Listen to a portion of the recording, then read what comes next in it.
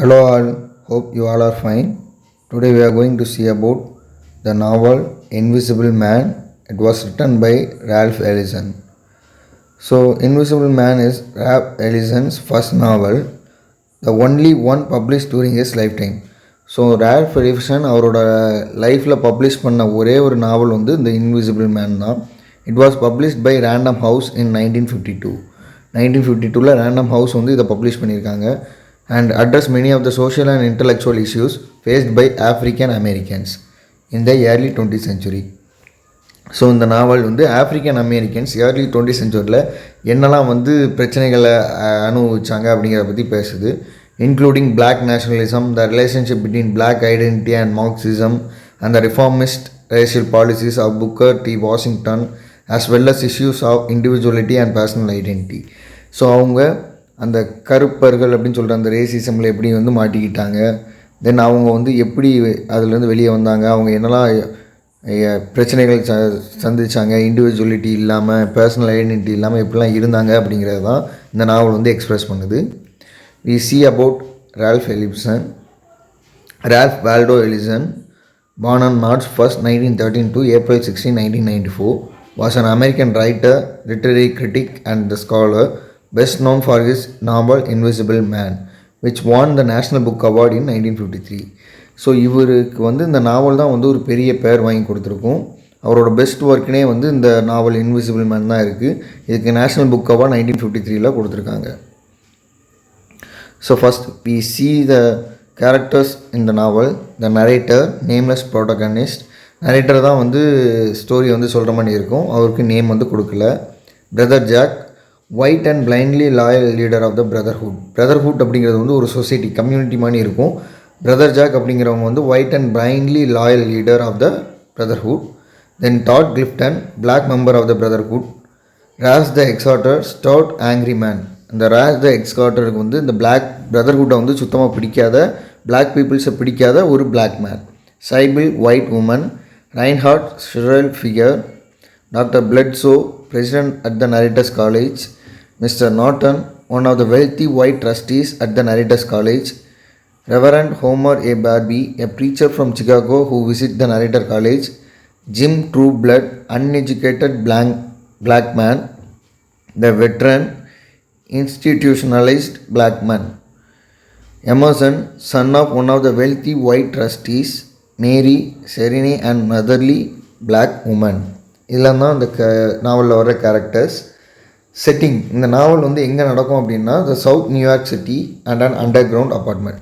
South New York சிட்டியில் ஒரு under ground அப்பார்ட்மெண்ட்டில் நடக்கிற மாதிரி தான் இந்த நாவலை வந்து சொல்லியிருப்பாங்க. We see the summary of the novel. The narrator begins telling his story with the claim that he is an invisible man. The narrator வந்து ஸ்டோரியை சொல்ல ஆரம்பிக்கும் போதே அவர் வந்து ஒரு இன்விசிபிள் மேன், யாருக்கும் தெரியாத மேன் அப்படின்னு தான் வந்து சொல்ல ஆரம்பிப்பார். His invisibility, he says, is not a physical condition. He is not literally invisible, but is rather the result of his refusal of others to see him. So அவர் invisible man அப்படின்னு சொல்கிறது வந்து அவரோட ஃபிசிக்கல் கண்டிஷன் கிடையாது, அவரை யாரும் பார்க்க முடியாது அப்படிங்கிற அர்த்தத்தில் இல்லை, இவரை யாரும் பார்க்க விரும்பலை அப்படிங்கிறதுனால இவரை வந்து இன்விசிபிள் மேன்னா அவர் வந்து நாவலோட ஸ்டார்டிங்லேயே வந்து சொல்லுவார். He says that because of his invisibility, he has been hiding from the world, living underground and stealing electricity from the monopolated light and power company. So அவர் என்ன சொல்வார் அப்படின்னா, யாருமே என்னோடய ஐடென்டிட்டியை பார்க்காதனால நான் வந்து அண்டர் கிரவுண்டில் இருக்கேன், ஹைட் பண்ணியிருக்கேன், எலக்ட்ரிசிட்டியை வந்து ஸ்டீல் பண்ணுறேன் ஒரு கம்பெனியில் இருந்து அப்படின்னு வந்து சொல்லுவார். He burns 1369 light bulbs simultaneously and listens to Louis Armstrong's. So நான் ஒரே நேரத்தில் வந்து நிறைய லைட்ஸ் போட்டு லூயிஸ் ஆம்ஸ்ட்ராங்கை லிசன் பண்ணிக்கிட்டு இருக்கேன். What did I do to be so black and blue and a phonograph. He says that he has gone underground in order to write the story of his life and invisibility. நான் அண்டர் கிரவுண்டுக்கு வந்ததே என்னோட உண்மையை, என்னோடய லைஃப்பில் நடந்ததை, என்னோடய இன்விசிபிலிட்டி பற்றி நான் வந்து சொல்கிறதுக்கு தான், எழுதுறதுக்கு தான் அப்படின்னு வந்து சொல்கிறாரு. As a young man in the late 1920s or early 1930s, the narrator lived in the south. So narrator வந்து ஒரு young man, early 1920s, late 1920s, early 1930s வந்து இருந்திருக்காரு south side. Because he is gifted public speaker, he is invited to give a speech to a group important white men in this town. The men reward him with a briefcase containing a scholarship to a prestigious black college. So இவர் வந்து ஒரு public speaker narrator. அவர் வந்து ஒரு speech கொடுக்குறதுக்கு white man இருக்கிற குரூப்பில் speech கொடுக்குறதுக்கு கூப்பிடுவாங்க. அந்த ஸ்பீச் இவர் வந்து நல்லா பப்ளிக் ஸ்பீக் பண்ணதுனால இவருக்கு வந்து ஒரு ஸ்காலர்ஷிப் வந்து ஒரு ப்ரீஃப் கேஸில் கொடுப்பாங்க. அது என்ன ஸ்காலர்ஷிப்னா ப்ரெஸ்டீஜியஸ் பிளாக் காலேஜில் அவர் படிக்கிறதுக்கான scholarship. But only after humiliating him forcing him to fight in the battle royal in which he is pitted against other young black men. So அது நடந்துக்கிட்டு இருக்கும்போது அது முடிஞ்சதுக்கப்புறம் அவரை வந்து ஒரு ஃபைட் பண்ண வைப்பாங்க. இவங்களை வந்து கண்ணெல்லாம் கட்டி அவங்கள வந்து ஒரு பேட்டிலில் வந்து ஃபைட் பண்ண வைப்பாங்க பிளாக் மென்ஸ் எல்லாம், யங் மென்ஸை. அந்த ஃபைட் வந்து ரொம்ப ப்ரூட்டலாக இருக்கும். அவங்க தாக்கி அவங்க எதுக்கு இப்படி கஷ்டப்படுறாங்க அப்படிங்கிறது வந்து இவரால் வந்து தாங்கிக்கிட முடியாது. All blindfolded in boxing ரிங்கில் பிளைண்ட் ஃபோல்ட் பண்ணி அவங்க வந்து ஃபைட் பண்ணிக்கிட்டு இருப்பாங்க. After the battle royal the white man force the youth to scramble over an electrified rug in order to snatch at fake gold coins. The narrator has a dream that night in which he imagined that the scholarship is actually a piece of paper with a crude command to keep him running. So அதுக்கப்புறம் அந்த fight முடிஞ்சதுக்கப்புறம் fake gold காயின்ஸை வந்து இவர் வந்து snatch பண்ணிட்டாருன்னு சொல்லி இவர் வந்து electric shock வந்து கொடுப்பாங்க. அன்றைக்கி நைட் அவர் திங்க் பண்ணும்போது அவரோட ட்ரீமில் அந்த ஸ்காலர்ஷிப் வந்து ஒரு கமாண்ட், நம்ம ஓடிக்கிட்டே இருக்கிறதுக்கான கமாண்ட் தான், இது வந்து ஒரு பீஸ் ஆஃப் பேப்பர் தான் அப்படின்னு வந்து திங்க் பண்ணுவார். 3 years later, the narrator is a student at the college. He is asked to drive a wealthy white trustee of the college. So அந்த காலேஜில் படிச்சுக்கிட்டு இருப்பார். ஒரு ஃபைனல் இயர் படிக்கும்போது ஒரு தேர்ட் இயரில் இவர் வந்து அந்த காலேஜில் வந்து ஒரு வெல்த்தி ஒயிட் ட்ரஸ்டியை ட்ரைவ் பண்ணிவிட்டு போக சொல்லுவாங்க. அவரோட நேம் வந்து மிஸ்டர் நாட்டன். அரௌண்ட் த கேம்பஸை சுற்றி காமிங்க அவருக்கு ட்ரைவ் பண்ணி அப்படின்னு வந்து சொல்லுவாங்க. நாட்டன் tax இன்செசன்ட்லி about his daughter, then shows an undue interest in the narrative of Jim Truebold, a poor uneducated black man who impregnated his own daughter. So அவங்க பேசிக்கிட்டே இருக்கும்போது ஜிம் ட்ரூபோல்டை வந்து பற்றி பேசுகிறாங்க, அவர் டாக்டரை பற்றி பேசுகிறாங்க. அவர் அன்எஜுகேட்டட் பிளாக் மேன் ஜிம் அப்படிங்கிறவன் வந்து அவனோட சொந்த பொண்ணையே வந்து ப்ரெக்னென்ட் ஆக்கியிருக்கான் அப்படின்னு வந்து பேசிக்கிறாங்க. After hearing this story Norton needs a drink. So அந்த ஸ்டோரியெல்லாம் கேட்டதுக்கப்புறம் நாட்டன் வந்து ஒரு ட்ரிங்க் வேணும் அப்படின்னு வந்து கேட்காரு. அந்த narrator tax him to the golden day, a saloon and brothel that normally serves black men. அப்போ வந்து அவனை வந்து ஒரு சலூனுக்கு கூப்பிட்டு போகிறாங்க கோல்டன் டே அப்படிங்கிறதுக்கு. அது வந்து ஒரு பிராத்தல் நடக்கிற ஏரியா, அந்த பிளாக் மென்னுக்கு சர்வ் பண்ணுற பிராத்தல் நடக்கிற area. A fight breaks out among a group of black veterans at the bar and Norton passes out during the chaos. He is tended by one of the veterans who claims to be a doctor and who taunts both Norton and the narrator for their blindness regarding race relations. So அந்த இடத்துல அவங்க இருக்கும்போது ஒரு கலவரம் வருது. அந்த கலவரத்தில் வந்து அந்த கலவரம் பிடிக்காமல் வந்து இந்த நாட்டன் வந்து வெளியே வரணும்னு பார்க்காரு. நாட்டன் வெளியே வரும்போதும் அவரை வந்து ஒரு வெட்ரன்ஸ் வந்து இது தாக்குறாங்க. நீங்கள் ரெண்டு பேர் எப்படி பிளைண்ட்னஸோடு இருக்கலாம், ஒரு ஒயிட்டும் ஒரு பிளாக்கும் அப்படிங்கிற மாதிரி வந்து சண்டை நடக்கு. Back at the college the narrator listens to a long impassioned sermon by the Reverend Homer வந்து ஒரு செர்மன் கொடுத்துக்கிட்டு இருக்கும்போது காலேஜில் அதை கவனிச்சுக்கிட்டு இருப்பார். Barbie and the subject of the college founder, whom the blind Barbie glorifies with poetic language. After the sermon, the narrator is chastised by the college president, Dr. Bledsoe, who has learned of the narrator's misadventures with Norton at the old slave quarters and the golden day. So அந்த speech முடிஞ்சதுக்கப்புறம் அந்த college பிரசிடெண்ட்டுக்கு இவர் வந்து அந்த golden டேயில் நடந்த பிரச்சனைகள்லாம் தெரிய வருது. ஸோ அவங்க வந்து நீ இங்கே இருக்கக்கூடாது அப்படின்னு வந்து சொல்கிறாங்க. The narrator saying that he should have shown the white man an idealized version of black life. Black life எப்படி இருக்குங்கிறத தான் நான் காமிச்சேன் அப்படின்னு வந்து அவர் சொல்கிறாரு. He explains the narrator giving him 7 letters of recommendation addressed to the college white trustees in New York City and sends him there to search a job. So நீ வந்து நியூயார்க் சிட்டிக்கு போயிடணும் அப்படின்னு சொல்லி அவனை வந்து அனுப்புகிறாங்க காலேஜிலேருந்து. அங்கே போய் நீ ஒரு இடத்துல ஒர்க் பண்ணிவிட்டு நீ ஃபீ கலெக்ட் பண்ணிவிட்டு வந்தால் தான் நான் வந்து உங்களை படிக்க விடுவேன் அப்படின்னு வந்து சொல்கிறாங்க. The narrator travels to the bright lights and bustle of 1930s Harlem அப்படிங்கிற இடத்துக்கு வந்து போகிறாரு. Where he looks unsuccessfully for work. அவர் கொடுத்த லெட்டர்ஸ், அந்த ரெக்கமெண்டேஷன் லெட்டர்ஸ்லாம் கொடுத்து பார்க்காரு, அவருக்கு வந்து ஒர்க் கிடைக்கவே இல்லை. The letters of recommendation are of no help. At last the narrator goes to the office of one of his letter addresses, a trustee named Mr. Emerson. Mr. Emerson அப்படின்னு ஒருத்தர் வந்து meet பண்ண போவார் ஃபைனலாக. There he meets Emerson's son, who opens the letter and tells the narrator that he has been betrayed. The letter from Bledsoe actually portrays the narrator as dishonorable and unreliable. So உன்னை வந்து ஏமாற்றிருக்காங்க அப்படின்னு வந்து எமர்சனோட Sun வந்து அந்த லெட்டரை open பண்ணிட்டு சொல்கிறான். இந்த லெட்டரில் நீ டிஸ்ஹானரபிள், அன்ரிலையபிள் அப்படின்னு சொல்லி எழுதியிருக்காங்க அப்படின்னு வந்து சொல்கிறான். The young Emerson helped the narrator to get a low-paying job at the library paints plant. அந்த லைப்ரரி லிபர்ட்டி பெயிண்ட்ஸ் பிளான்ட் அப்படிங்கிற ஒரு ஜாப் கம்பெனியில் ஒரு சின்ன பேயிங் ஜாப் வந்து கிடைக்கிறதுக்கு வந்து அவன் ஹெல்ப் பண்ணுறான். whose trademark color is optic white. So அவங்க வந்து ஒரு பெயிண்ட் ரெடி பண்ணுற ஒரு company. The narrator briefly serves as an assistant of Lucius Brockway, the black man who makes this paint, white paint. But Brockway suspect him of joining in union activities. So அவர் வந்து அங்கே ஒரு லூசியஸ் ப்ராக்வே அப்படிங்கிறவனுக்கு அசிஸ்டண்ட்டாக இருப்பார். அவன் வந்து சஸ்பெக்ட் பண்ணுவான், அந்த லூசியஸ் ப்ராக்வேங்கிறவன் நரேட்டர் சஸ்பெக்ட் பண்ணுவான், இவன் வந்து யூனியன் ஆக்டிவிட்டீஸில் இருப்பான் அப்படின்னு சொல்லி.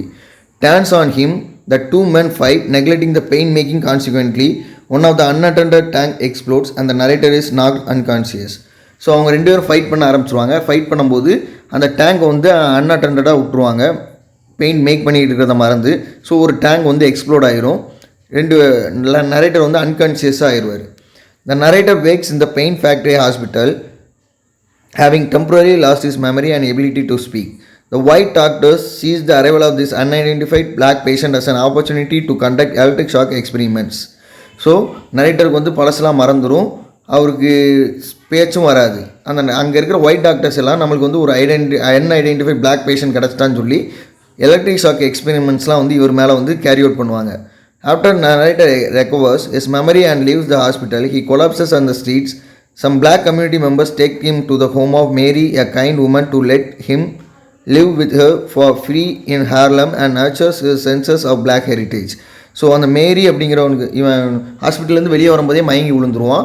அப்போ இவனை மேரி அப்படிங்கிற ஒரு லேடிகிட்ட கூப்பிட்டு போவாங்க. அவங்களும் ஒரு பிளாக் உமன் தான், பிளாக் ஹெரிட்டேஜில். அவங்க வந்து கொஞ்சம் கைண்ட் உமன். அவங்ககிட்ட இருந்து நீ வந்து ரெக்கவர் ஆகும் அப்படின்னு சொல்லி கொண்டு போய் அங்கே விடுவாங்க. One day the narrator witnessed the eviction of an elderly black couple from their Harlem apartment. Standing before the crowd of people gathered before the apartment, he gives an impassioned speech against the eviction. So ஒரு நாள் வந்து அந்த ஹார்லண்ட் அப்பார்ட்மெண்ட்லேருந்து ஒரு black கப்பலை வந்து வெளியே அனுப்புகிறாங்க. அதை எதிர்த்து அந்த மக்களுக்கு முன்னாடி நின்று அதை பற்றின ஒரு ஸ்பீச் வந்து கொடுக்கான். Brother Jack overhears his speech and offers him a position as a spokesperson for the brotherhood. அப்போ பிரதர் ஜாக் அப்படிங்கிறவர் வந்து அவனுக்கு வந்து ஒரு ஜாப் கொடுக்காங்க. பிரதர்ஹுட் அப்படிங்கிற கம்யூனிட்டியில் நீ வந்து ஸ்பீச் பர்சனாக இரு அப்படின்னு. a political organization that allegedly works to help the socially oppressed. அப்ரெஸ்டாக இருக்கிறவங்கள ஹெல்ப் பண்ணுற அந்த கம்யூனிட்டி தான் அது. After initially rejecting the offer, the narrator takes the job in order to pay Mary back for her hospitality. So வந்து அந்த ஜாப்பை எடுத்துக்கிட மாட்டான். அதுக்கப்புறம் மேரி பேக்குக்கு வந்து அவங்க உடம்பு சரியில்லாததுக்கு ஹெல்ப் பண்ணணும், பே பண்ணணும் அப்படிங்கிறக்காக அந்த ஜாப் வந்து எடுத்துக்கிடுவார் narrator. But the brotherhood demands the narrator inducted into the brotherhood at the party at the Centennial Hotel and is placed in charge of advancing the group goals in Harlem. The group goals எல்லாமே வந்து நீ தான் பண்ணணும். நீ வந்து இந்த பிரதர்ஹுட்டுக்கு வந்து நீ வந்து அவங்க பாலிசிஸையும் வந்து நீ வந்து இண்டக்ட் பண்ணணும் அப்படிங்கிற மாதிரி வந்து சொல்கிறாங்க. After being trained in rhetoric by a white member of the group named Brother Hambro, the narrator goes to the assigned branch in Harlem, where he meets the handsome, intelligent black youth leader Todd Clifton. He also became familiar with the black nationalist leader as the exhorter. So அவன் ட்ரைனிங்லாம் முடிஞ்சு அந்த ஹார்லமில் போய் அவனோட posting assign பிரான்ச்சில் எடுக்கும்போது dot Clifton அப்படிங்கிற ஒரு youth லீடரை வந்து பார்க்கான். தென் ராஸ் த எக்ஸார்டரும் அப்போ தான் வந்து இவனுக்கு வந்து அறிமுகமாகறாங்க. அவர் வந்து ஒரு black nationalist who opposes the international brotherhood and believes that black Americans should fight for their rights over the brotherhood and believes against all white. So black Americans வந்து எல்லா ஒயிட்ஸ்க்கும் எதிராக வந்து ஃபைட் பண்ணி தான் ரைட்ஸை வாங்கணும் அப்படிங்கிறத வந்து அவர் வந்து நினைக்காரு. The narrator delivers speeches and becomes a high profile figure in the brotherhood. So இவன் ஸ்பீச்செலாம் கேட்டு பிரதர்ஹுட்டில் வந்து இவன் வந்து ஒரு ஹை ப்ரொஃபைல் ஃபிகராக வந்து மாறினான். and he enjoys his work. அவனோட ஒர்க் வந்து அவனுக்கு ரொம்ப பிடிச்சிருக்கு. One day however he receives an anonymous note warning him to remember his place as a black man in the brotherhood. Not long after, the black brotherhood member Brother Rustrum accuses the narrator of trying to use the brotherhood to advance a selfish desire for personal distinction. அவனுக்கு நிறைய warning வருது. அதெல்லாம் பொருட்படுத்தாமல் வந்து இவன் work பண்ணிக்கிட்டு இருக்கும்போது இவனை வந்து ஒரு செல்ஃபிஷாக நீ வந்து ஒர்க் பண்ணுற அப்படின்னு சொல்லி அக்கஸ் பண்ணுறாங்க. While a committee of the brotherhood investigate the charges, the organization moved the narrator to another post as an advocate of women's rights. So அதை தப்பா உண்மையா அப்படின்னு விசாரிக்கும் போது இவரை வந்து இன்னொரு போஸ்ட்டுக்கு மாற்றுறாங்க. விமன் ரைட்ஸ்க்காக போராடு அப்படின்னு சொல்லி மாற்றுறாங்க. After giving a speech one evening he is seduced by one of the white women at the gathering who attempts to use him to play out her sexual fantasies about black men. So அந்த அவங்களையும் ஒரு speech கொடுத்துட்டு இருக்கும்போது ஒரு நாள் evening வந்து அவன் வந்து ஒரு ஒயிட் விமனால் செடியூஸ் பண்ணப்படுறான். அந்த ஒயிட் விமனுக்கு வந்து செக்ஸுவல் ஃபேண்டசிஸ் இருந்திருக்கு, பிளாக் மென் கூட செக்ஸ் பண்ணணும் அப்படிங்கிற ஃபேண்டசி. ஸோ அதை ஓவர் கம் பண்ணுறதுக்காக இவனை வந்து அவள் வந்து செடியூஸ் பண்ணிக்கிடுவா. After a short time the brotherhood sent the narrator back to Harlem where he discovers that Clifton has disappeared. So அவன் திருப்பி பிரதர்ஹுட் போகும்போது அங்கே கிளிஃப்டன் இல்லை அப்படிங்கிறது வந்து அவனுக்கு தெரிய வருது. Many other black members have left the group as much of the Harlem community feels that the brotherhood has betrayed their interest. So அந்த ஹார்லம் சொசைட்டியில் கம்யூனிட்டியில் இருக்கிற பீப்புள் வந்து பிரதர்ஹுட் வந்து இவங்களுக்கு ஹெல்ப் பண்ணலை, அவங்கள நம்பிக்கை துரோகம் பண்ணிட்டு அப்படின்னு வந்து திங்க் பண்ணிட்டு இருக்காங்க. The narrator finds Clifton on the street selling dancing Sambu dolls that invoke the stereotypes of the lazy and obsequious slave. So அந்த கிளிஃப்டன் வந்து என்ன செய்வான் அப்படின்னா அந்த கம்யூனிட்டியில் பிரதர்ஹுட்ல இருந்து வெளியே போனதுக்கப்புறம் டால்ஸ் விற்றுக்கிட்டு இருப்பான் ஸ்ட்ரீட்டில். அது என்ன டால்ஸ்னால் ஒரு ஸ்டீரியோடைப் லேசி ஆப்சிக்யூஸ் ஸ்லேவ் டால்ஸை வந்து விற்றுக்கிட்டு இருப்பான். அப்போ Clifton apparently does not have a permit to sell his wares on the streets. White policeman accused him and after a shuffle shoot him dead as the narrator and other look on. On his own initiative, the narrator holds a funeral for Clifton and gives a speech in which he portrays his dead friend as a hero, galvanizing public sentiment in Clifton's favor. So அந்த கிளிஃப்டனை வந்து நீ permit இல்லாமல் வந்து வியாபாரம் பார்க்க அப்படின்னு சொல்லி ஒரு போலீஸ்மேன் வந்து சுட்டு கொண்டுருவாங்க. அவனோட ஃபினரலை நானே நடத்துகிறேன்னு சொல்லி நரேட்டர் நடத்துவார்.